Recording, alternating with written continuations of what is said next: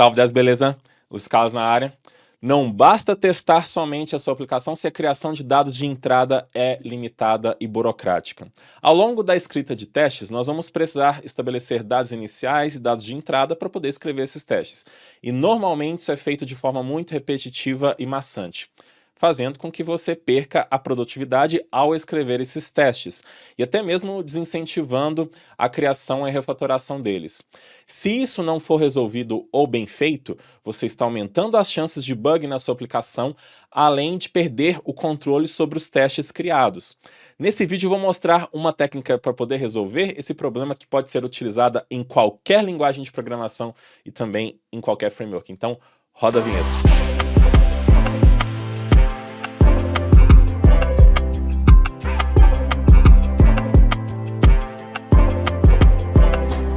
Já quero pedir o seu like e te convido para poder fazer parte desse canal. Se inscreva, ative o sininho das notificações, porque aí você não perde nenhum conteúdo novo. Toda semana a gente tem vídeo novo aqui no canal. Ajude-nos a crescer. E eu quero aproveitar também para poder falar sobre essa questão de testes, porque o assunto do vídeo é esse. Nós temos uma formação que é o curso Full Cycle, que te ensina a desenvolver aplicações de grande porte. Lá nós temos vários módulos, dentre eles nós temos um projeto prático que é multilinguagem, inclusive, que você aprende a desenvolver microserviços, sempre trabalhando com testes, e esse assunto que a gente vai ver aqui está lá dentro do Full Cycle também. Mas nós temos outras formações, então te convido para poder ver o link na descrição, preenche o formulário, é bem rapidinho, não vai custar nem 30 segundos, você entra em contato com a nossa equipe e a gente vê como que a gente pode te ajudar para o seu momento da sua carreira. A técnica que eu vou abordar é chamada de Test Data Builder. É um design pattern que se baseia no Design Pattern Builder, que serve para a criação de objetos, mas com foco direto em criar objetos que vão ajudar a trabalhar com os testes automatizados. O padrão foi proposto no livro Growing Object-Oriented Software Guided by Tests, do Steven Freeman. Inclusive, este livro tem um prefácio feito pelo famoso Kent Beck, criador do TDD, Test Driven Development. Esse livro é muito legal se você quer melhorar suas habilidades ao criar testes melhores nas suas aplicações. A ideia desse padrão é criar uma classe Builder que facilitará a criação do objeto necessário, seja ele algo do seu modelo de dados ou do seu domínio, ou qualquer outro objeto que acaba sendo muito utilizado nos testes e que seja complicado de ficar recriando do zero toda hora. Eu quero começar mostrando a dificuldade habitual que nós temos ao estabelecer esses dados de entrada para os testes. A gente acaba fazendo coisas muito repetitivas, os testes vão aumentando, se tornando elegíveis, desincentivando você a criar esses testes, até criar testes melhores, ou enfim, fazendo você não ser produtivo, e a gente tem que ser produtivo ao criar esses testes.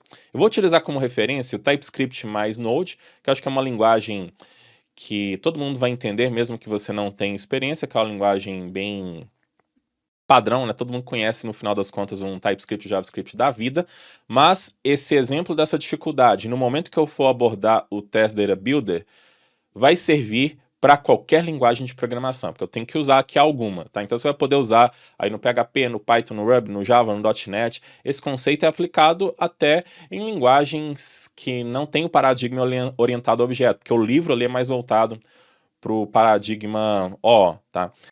Este meu projeto Node é muito simples. Ele vai ter aqui um modelo de dados que é voltado para um e-commerce, algo que vai criar um endereço para um consumidor. Estou utilizando aí a libtypeorm para quem ficar interessado. Aqui não interessa, tá? Como eu falei, eu quero que isso aqui seja uma ideia para que você aplique na sua linguagem de programação, com o seu ORM, e também não importa se você está utilizando uma modelagem anêmica ou rica também. Se você estiver utilizando o Domain Driven Design, também se aplica da mesma forma. Esse padrão você pode utilizar com qualquer coisa.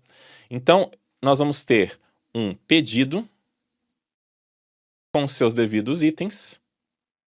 O item tem ali o produto, tem a order que ele se relaciona. Toda order tem o seu devido status, se ela está pendente, paga ou cancelada.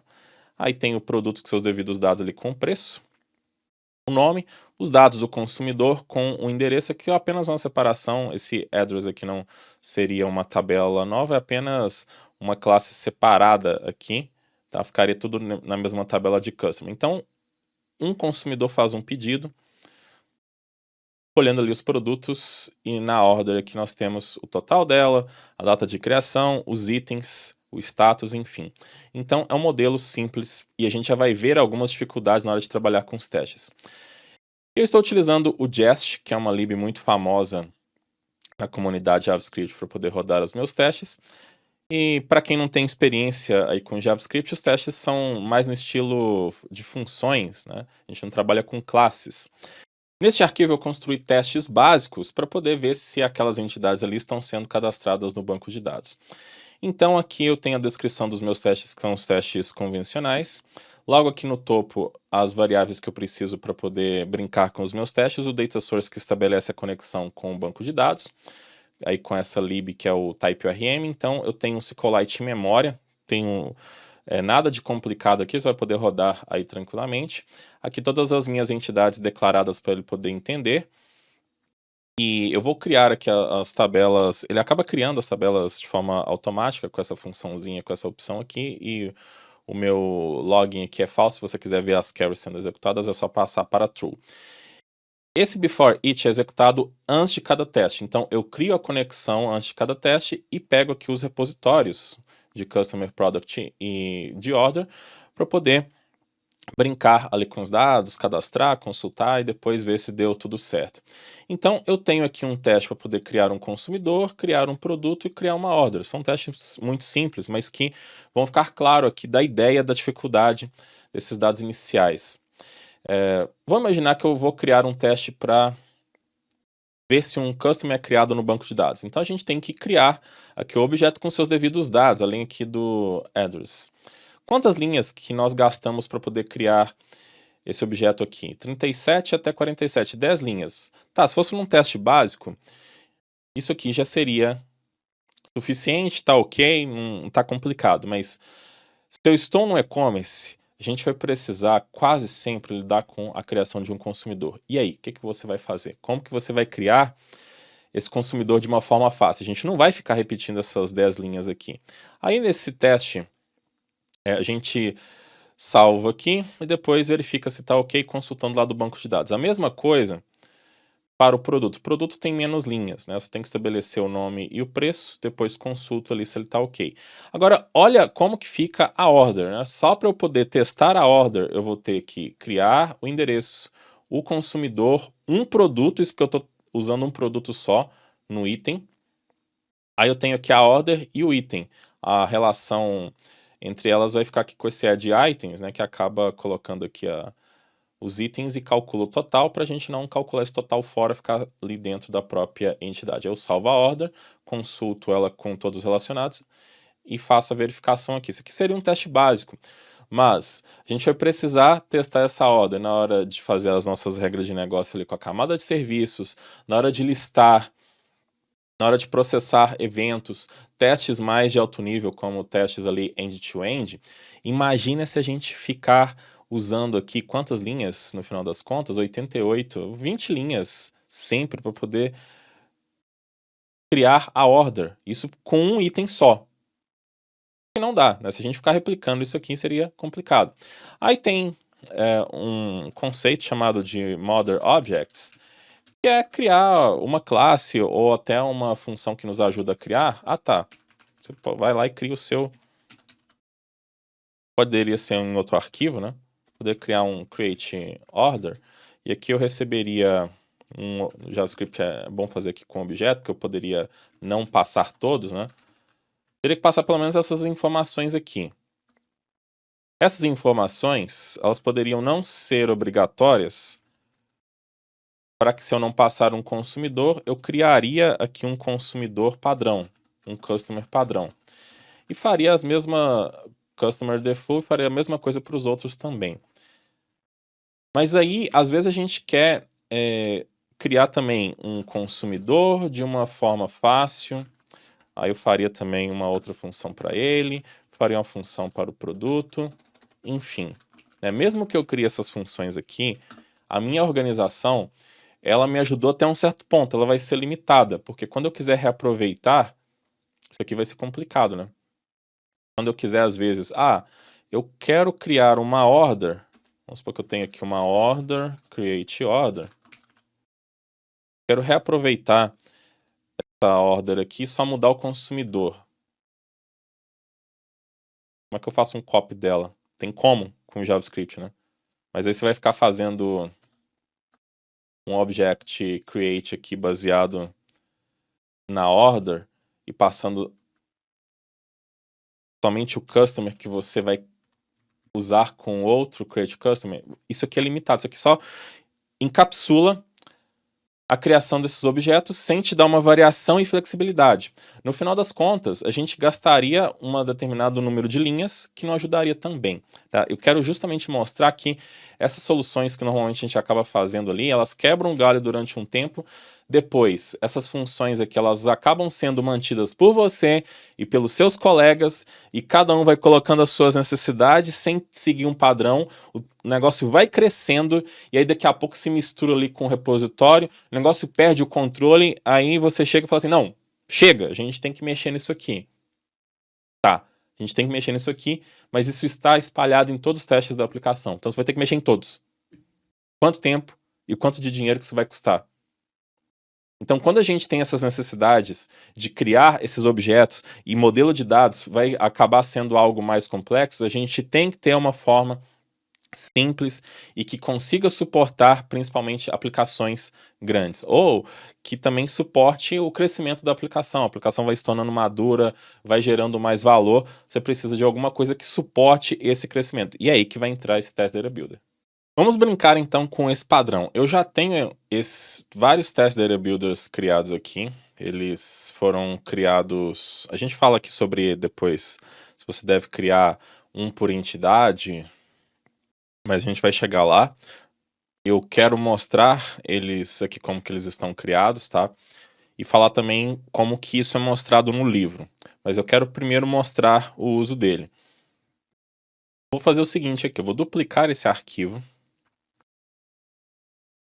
Eu vou chamar aqui de testes with Data Builder. Não vou colocar um nome muito grande não, senão vai ficar ruim. Então, daqui para baixo, todos esses testes aqui, exceto essa parte inicial, né, que a gente quer mudar, vou sempre tirar tudo. A gente vai sempre usar o Test Data Builder para poder gerar. Então, address, customer aqui. Criação não, que a gente vai ter que criar, né? Aqui também. Vamos tirar tudo isso aqui. E antes aqui no caso da order, eu vou ter que criar o consumidor, depois o produto, depois a order que vai acabar criando os itens junto. Tá? Beleza. Ver se tem alguma coisa que eu posso excluir daqui. A order status, por enquanto eu vou tirar. Então, aqui eu não estou dando um exemplo, para ficar bem claro. Você vai fazer o teste lá básico da sua entidade para criar ela no banco de dados. Você não precisa necessariamente ali usar logo de cara o Test Data Builder, mas você pode fazer. Então isso aqui não é um exemplo de como que você vai fazer a lógica do seu teste. É como que a gente vai estabelecer esses dados iniciais. Então a gente vai criar aqui uma constante customer, e aí eu vou ter um customer, ou seja, um customer.build. O design pattern build, no final das contas, você vai gerar um objeto. Então, normalmente tem um build ali para poder criar. E é isso. Vou rodar aqui os meus testes. Tem uma extensão aqui do VS Code. Ó. Ele tá chiando aqui com esses outros testes aqui de baixo. Depois a gente vai descomentando eles. Vou comentar todos aqui, fica melhor. Aí meu teste passou, né? Você fala, poxa, mas né, quanta mágica tá acontecendo aqui. Vamos dar uma olhada nesse objeto.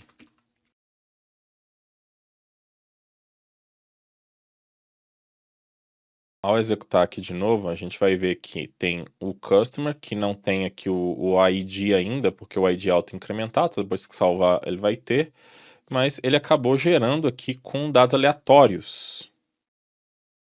E o address tá aqui também. Então, eu vou ter aqui uma estrutura que eu consigo criar de forma aleatória esse customer. Ah, mas e se eu quisesse criar o address separado? Beleza, então a gente vai fazer aqui um address. Então eu tenho um address.build.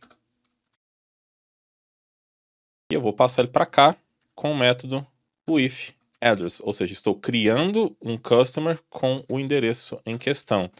Ah, mas no meu endereço eu quero colocar uma rua específica. Então vou ter with address, que é o campo, né? Address dentro de address, posso colocar rua X com o número 123. Na verdade, acho que número. Ah, o número tá aceitando. Poderia até ser melhor string, né? Mas tá como inteiro. Os outros campos são criados de forma aleatória. Então, rodando aqui o teste de novo só para poder validar se eu não quebrei nada. E a gente vê que tem lá o rua X e o número 123. Então, o builder, ele organiza para mim a criação totalmente desse objeto, tá? Então, eu tenho uma forma muito simples de criar esses objetos a qualquer momento e quantas vezes vocês quiserem. Eu vou mostrar aqui que é possível até criar vários de uma vez só, mas como que isso funciona por debaixo dos panos? Vamos dar uma olhadinha aqui na classe. E aqui eu quero falar sobre o que é apresentado no livro e como que tem que ser a implementação. Na verdade, isso está no capítulo, se eu não me engano, 22 do livro lá do Growing Object-Oriented Software. Tá? O Steven Freeman não reserva muito tempo dando detalhes de como que você vai fazer isso, porque isso é mostrado lá na linguagem Java. E aqui eu estou mostrando com JavaScript. Você pode implementar com a linguagem de programação que você quiser, como eu já falei.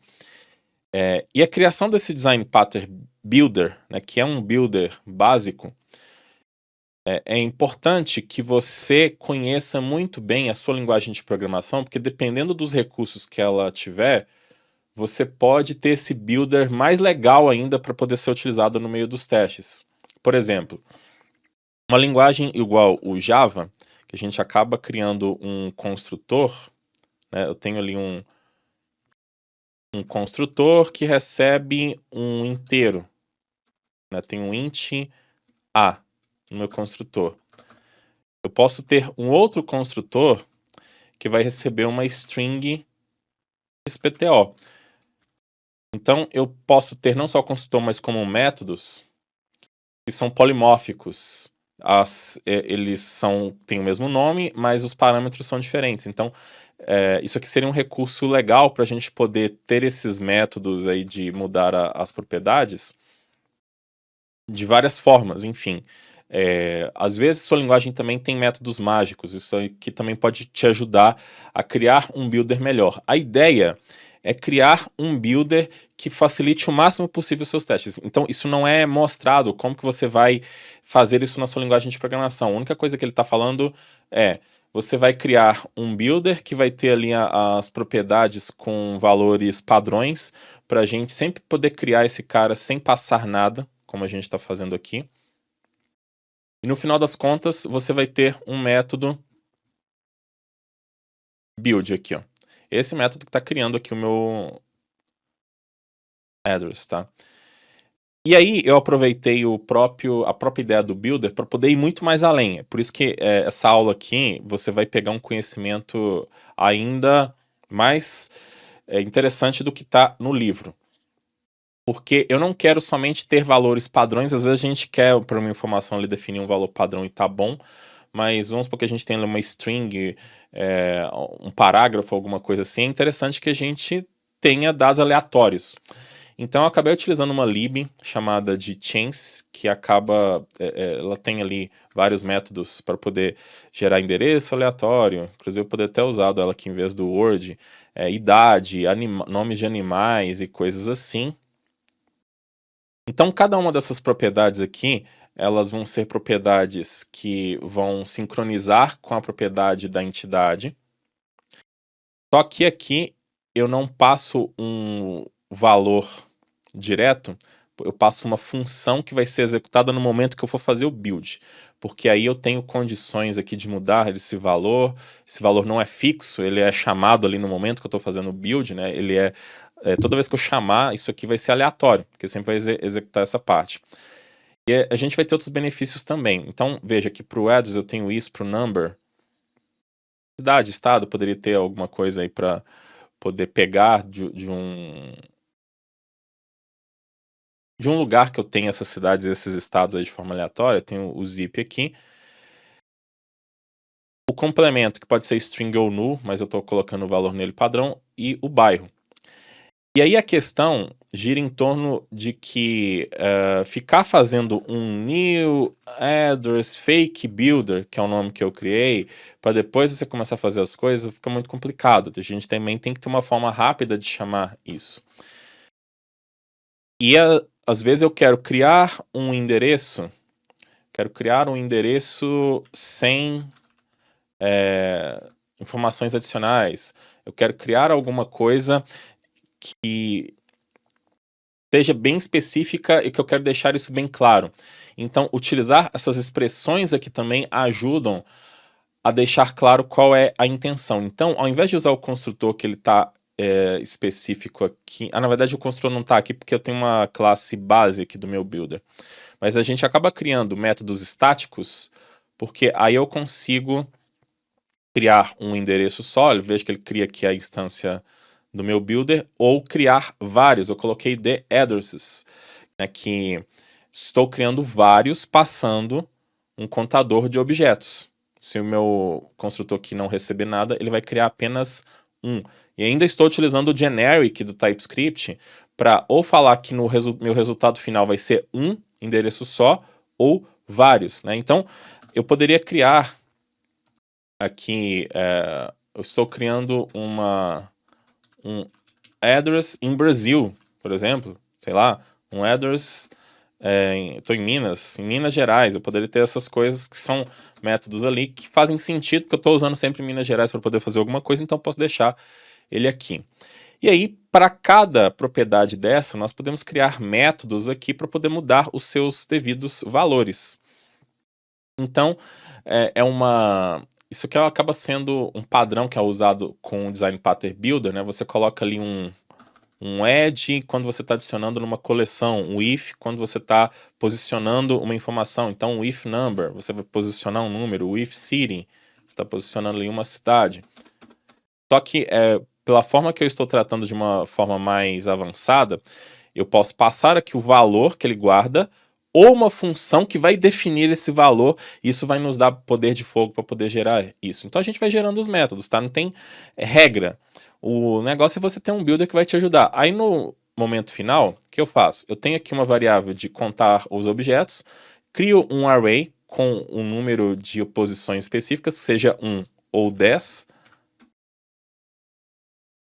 E aqui com esse map, eu vou chamar as propriedades, porque a propriedade ela pode ter o valor puro ou a função.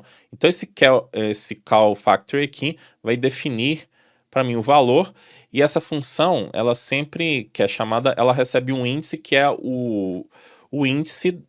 Se eu estou criando 100 objetos, aqui eu vou recebendo 0, 1, 2, eu posso criar valores dinâmicos, né, tem coisas muito legais que a gente pode fazer aqui. Então, eu armazeno todos esses valores e vou devolvendo aqui cada endereço. Se o meu contador de objetos é 1, então eu pego a posição 0. Caso contrário, vai ser aquela coleção ali. E além disso, ainda eu consigo aqui ter propriedades para poder pegar cada informação de forma aleatória. E aí, para não ficar chamando address fake builder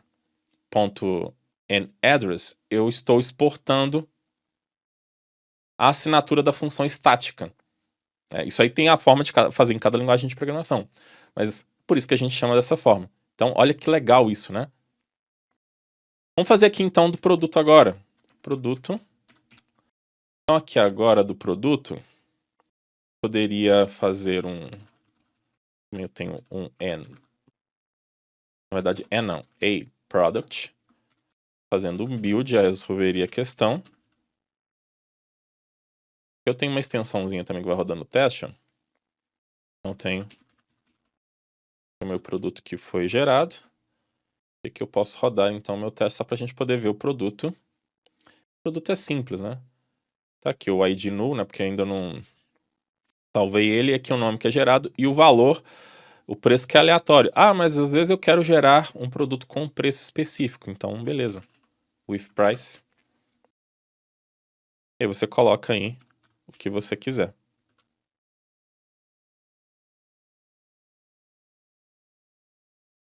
Aí vamos um pouquinho pro caso do produto, né? Que vai seguir o mesmo sistema. O produto vai seguir o mesmo sistema, que eu tenho um if price que vai jogar aqui no price. Ah, mas aí às vezes eu quero ter um produto que ele não custa nada. Então eu poderia colocar aqui o if zero price, que vai acabar jogando um zero. Posso colocar aqui um valor direto. Ou posso colocar também um static a product zero price, ou um nome menor ainda. Pronto. E eu poderia jogar esse nome aqui embaixo também para permitir que eu crie ele de forma bem simples, tá?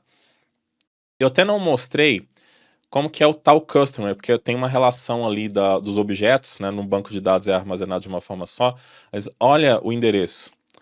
O endereço aqui, eu tenho um objeto address, mas eu estou usando o builder dele para poder fazer a geração por padrão. Então, se eu gerar aquele customer como estava sendo feito anteriormente aqui, só com o build, eu já gero direto, ele já gera um address usando do outro builder. Então, um builder pode usar o outro tranquilamente. Tá?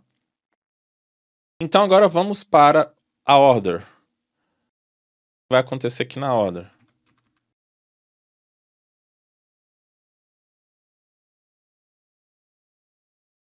Inclusive, eu vou até mostrar aqui, ó, que na order eu tenho o ID dela, o customer, que é gerado através de um builder. Posso criar a order ali. Lá embaixo eu tenho os métodos, inclusive eu posso criar uma ordem pendente, uma ordem paga, uma ordem cancelada. A ideia é que eu faça um build e já gere tudo. Aqui embaixo, eu faço a geração dessas ordens. Ó. Eu faço a geração delas. Mas esses itens aqui, se eu ver que é a única informação que está vazia e uma ordem tem que ter item.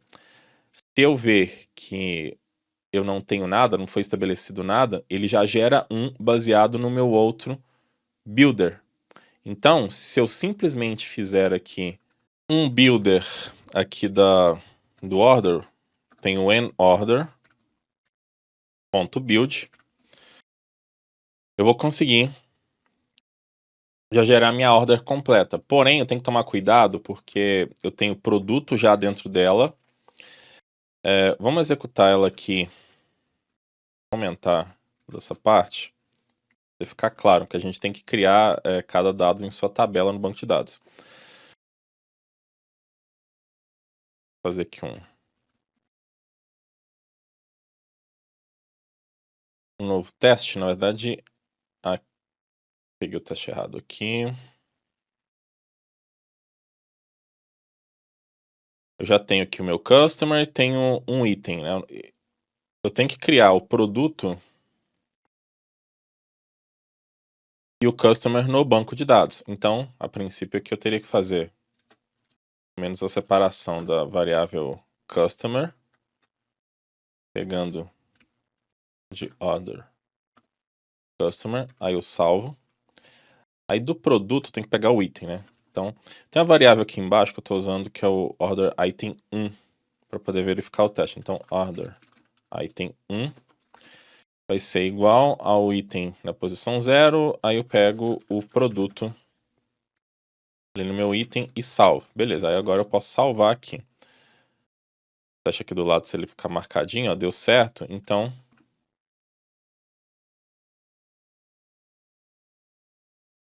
Vamos ver se todo o meu teste é validado, né? Ó, deu certo.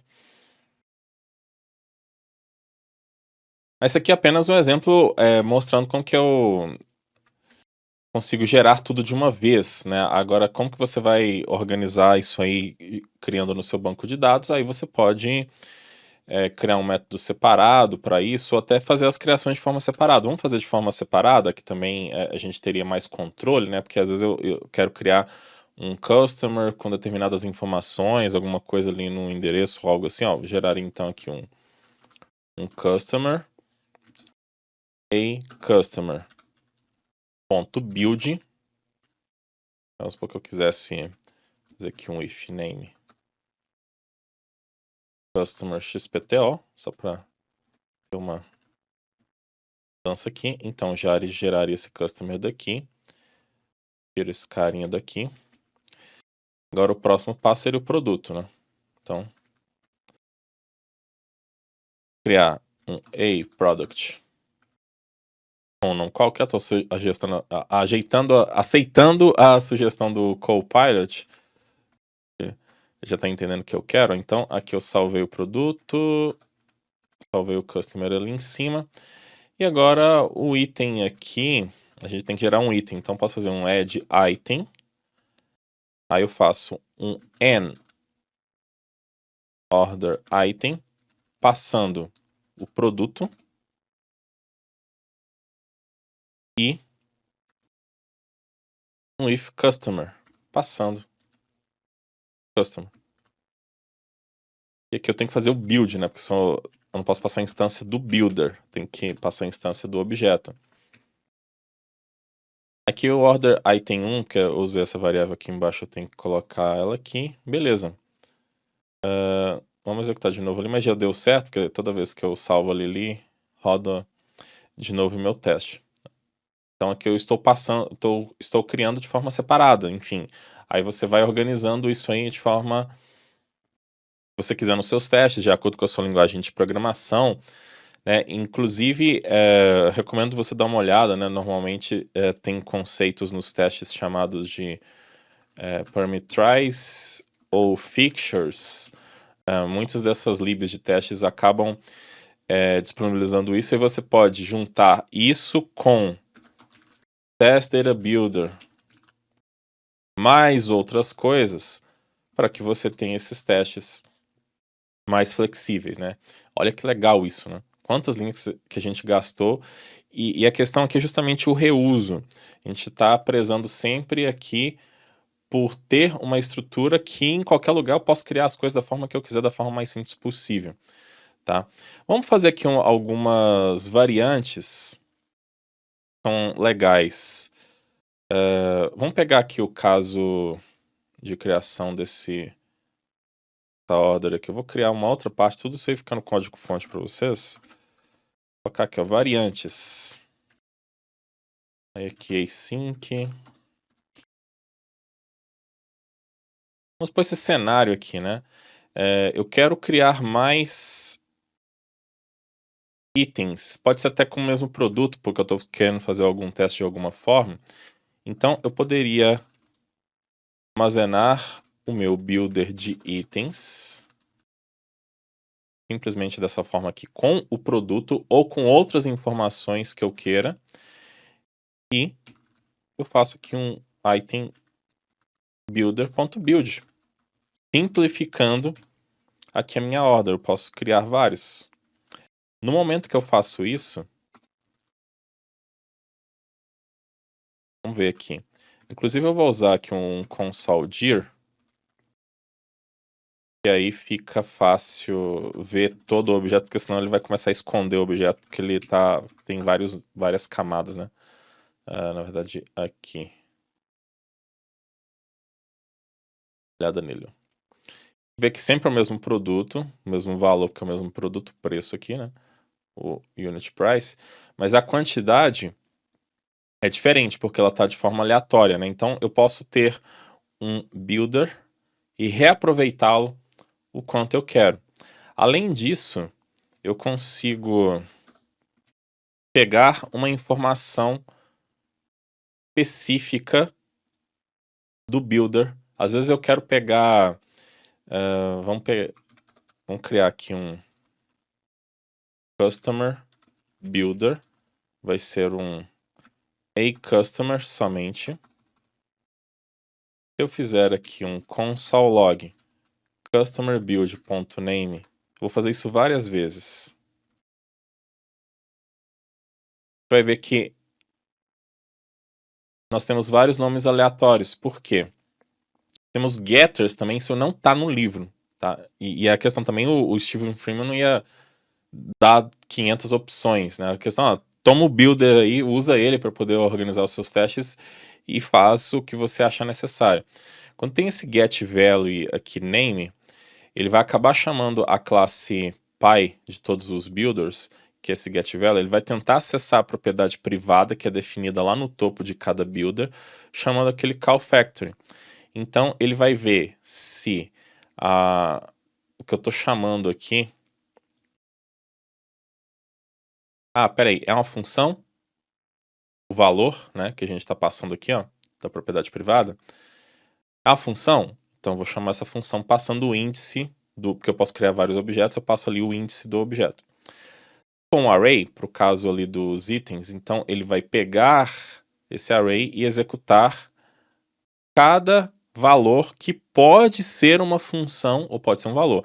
Caso contrário, ele retorna ali se for um valor fixo, né? Então a gente tem aqui uma chamada recursiva também. Então, para qualquer propriedade que foi definida como getter, eu posso chamar aquele valor ali. Tudo bem que às vezes eu posso ter definido um valor fixo, mas, por exemplo, para name e e-mail, são valores aleatórios. Às vezes no teste eu quero pegar um valor aleatório ali, não quero definir, então eu já posso usar o builder para isso também, né? Crio uma variável para poder armazenar ele no começo do meu teste, lá no setup ou algo assim, e vou reusando também, isso é possível. Vamos pegar aqui um outro caso desses itens aqui, por exemplo. Ou até, talvez não dos itens, mas acho que talvez do endereço vai ser interessante. Se eu fizer aqui a criação de um customer 1 e customer 2, vamos supor que eu estou usando ali o meu builder, né? Aqui ele geraria dois customers diferentes, né? Mas aí nesse customer aqui, eu coloquei que... que talvez... Eu vou falar aqui com o name, mas dá para fazer com qualquer outra coisa. Vamos supor que eu coloquei aqui um name XPTO. Não, nesse cara aqui eu quero colocar um name XPTO. O que vai acontecer quando eu mostrar os dois aqui?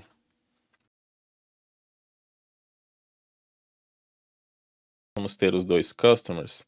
E os dois vão ter o nome XPTO.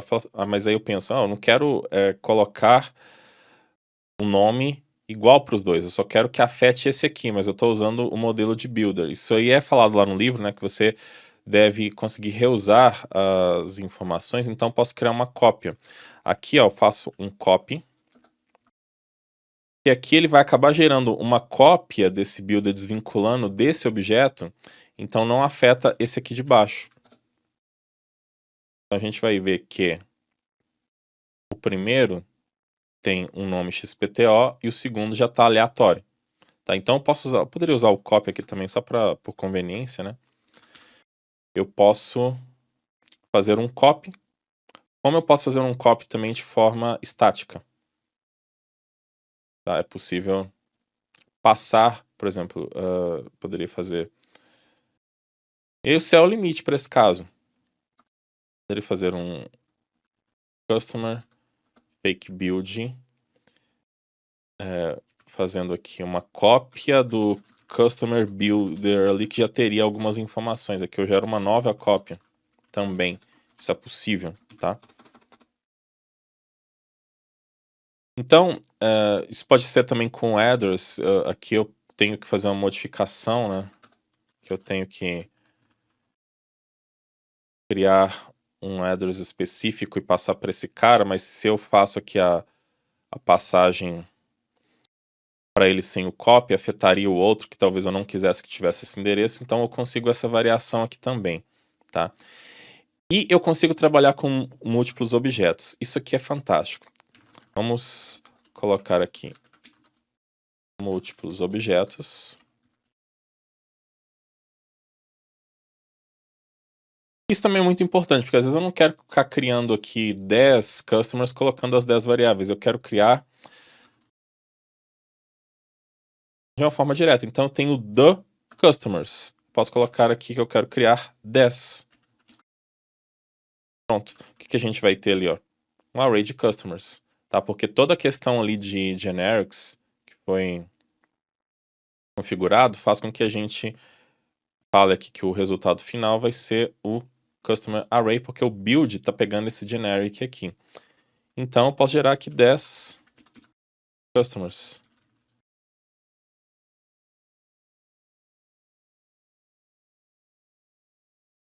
Eu tenho 10 customers, todos com os dados aleatórios. Claro que nesse caso, né, se eu alterar qualquer dado aqui, ele vai ser replicado para os 10. Mas vamos supor que eu quisesse um nome, isso aqui é muito legal. Se eu quisesse um nome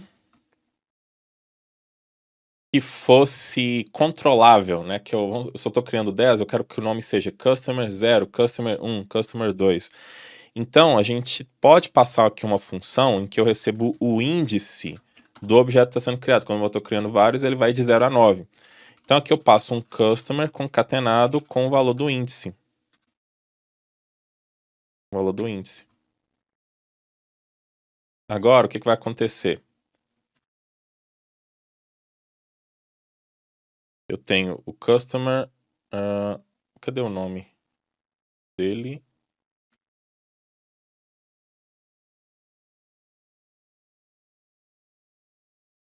Peraí, acho que eu rodei o teste errado aqui. Deu certo, acho que eu tinha rodado o errado antes, ó. Customer 9, Customer 8 e etc. Então, com essa função aqui, é como se fosse uma factory para o valor que eu quero passar. Eu posso passar qualquer coisa. Então, posso usar isso aqui até mesmo lá para o preço do produto. Se eu quiser colocar aqui um the products, também eu tenho. Posso criar 10 produtos. E aí eu posso fazer também com price. Multiplicar o preço de cada produto, eu poderia colocar um valor fixo, mas aqui vai ser o índice vezes 100, né? Então, o último produto vai ser 900, enfim, ó, eu posso criar vários produtos, salvo isso com o meu repositório aqui fácil e faço os meus testes, né? Crio uma leva de produtos sem dificuldade nenhuma. Inclusive, eu tenho aqui até um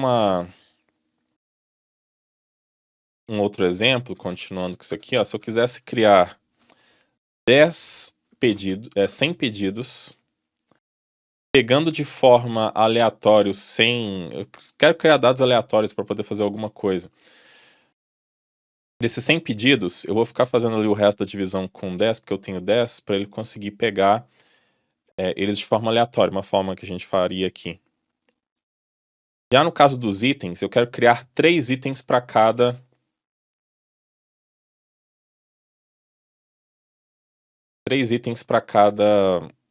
order. Então, eu estou criando aqui esse array com 3 posições, e aqui eu estou gerando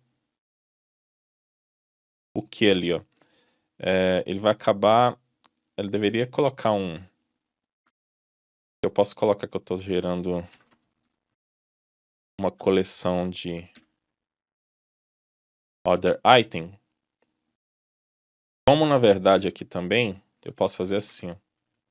Aqui, olha só, eu recebo... Posso passar uma função e retorna esse order item também, ele vai aceitar aqui. Então, dessa forma, eu teria um array com uma função. O índice aqui eu não estou usando ele para nada, mas aqui eu tenho uma função que tem lá o builder que retorna o order item. Como eu tenho 3 posições, eu tenho 3 funções. Isso aqui é passado. Só vai ser executado na hora que fizer aqui o build. Então, ele vai fazer esse cálculo aqui também para o if product do item, para poder pegar de forma aleatória, baseado no número de produtos. Então, assim, a gente consegue criar algo tão complexo, se for necessário aqui, para poder ter alguma... Aqui eu estou forçando a barra para poder mostrar criação aleatória, né? Claro que a gente criaria com cenários mais fixos, né? Não tão dinâmicos assim. Mas a gente consegue fazer tudo isso. Vou até fazer aqui uma... Vamos pegar... Await, customer repo. A gente pode fazer um save dos customers. Save produtos. É que as orders, elas salvam os itens e as orders diretas, né? Só pra gente poder ver se não quebrou nada. Deu certinho, né? O teste, tô fazendo nenhuma aferição, mas se desse erro aqui, ele quebraria. Então, olha só que ferramenta que a gente tem na mão, né? Esse código-fonte fica aí disponível para vocês. E aí fica a lição, pessoal. Como eu falei no livro, são 3 páginas, se eu não me engano, que ele reserva para essa tática, essa técnica, na verdade. O livro inteiro ali são várias técnicas de como que você melhora os seus testes, mas ele não diz como você tem que implementar. Ele só mostra um exemplo, inclusive, de order com Java ali. Aí ele fala assim, você tem que ter uma capacidade de reusar o builder, de combinar o builder. É uma forma fácil de criar também de forma aleatória. Apesar de que ele coloca ali os valores padrões, mas o ponto é que se você conhecer muito bem a sua linguagem provavelmente ali, às vezes se for o Java, tem polimorfismos dos métodos, isso é bem legal, porque você pode criar um método com o mesmo nome recebendo parâmetros diferentes, aí te ajuda mais a dar mais variedade ainda, tem métodos mágicos na sua linguagem de programação, tem às vezes decorators, enfim, não tem restrição. O ponto é que tem que ser um design pattern builder, né? Sempre tem a forma de implementar ali em cada linguagem de programação. Se você quer criar bons testes, você precisa trabalhar com esse padrão. É um padrão que você cria ali, você vai reaproveitando para outras aplicações. Você ter um pouquinho de cuidado para poder criar a primeira vez, né? Não tem uma lib para poder criar test data builder, mas ainda mais se você está utilizando conceitos mais de domínio, como Domain Driven Design e Clean Architecture, aí vai ajudar mais ainda, né? Porque você vai criar suas entidades acopladas aí do seu ORM, que nem vai te ajudar a criar essas coisas de forma aleatória. Tem até alguns ORMs aí que tenham criações que vão mais para esse Test Data Builder, como o Laravel ali com o Eloquent, tem lá os seeders com as factories, mas normalmente ou você vai achar algo de terceiro que vai ficando obsoleto, ou a RM te dá ali alguma coisa que é muito simplista para poder fazer essa criação desses objetos. Lembrando que Test Data Builder serve para qualquer coisa, não somente para esse modelo de dados. Qualquer coisa que você precisar fazer, eventos que você tenha na aplicação, outros objetos que você está usando que eu tenho que recriar, utiliza aí o Test Data Builder. E eu quero aproveitar para poder falar, que eu falei lá no começo do vídeo, né, que a gente usa Test Data Builder dentro do curso Full Cycle, conceito de fixtures, Model Objects também, a gente trabalha muito com testes. A gente ensina testes de cima a baixo, pirâmides de testes, etc. Dê uma olhadinha aqui no link da descrição, porque eu tenho certeza que não só o curso Full Cycle, mas também outras formações que nós temos, vai te atender, a nossa equipe entra em contato com você, vê o momento da sua carreira, tenho certeza que a gente vai poder te ajudar, né? Mas teste é um assunto muito importante e espero que eu tenha te ajudado aí. Deixa o seu like e aguardo vocês no próximo vídeo. Tchau, pessoal.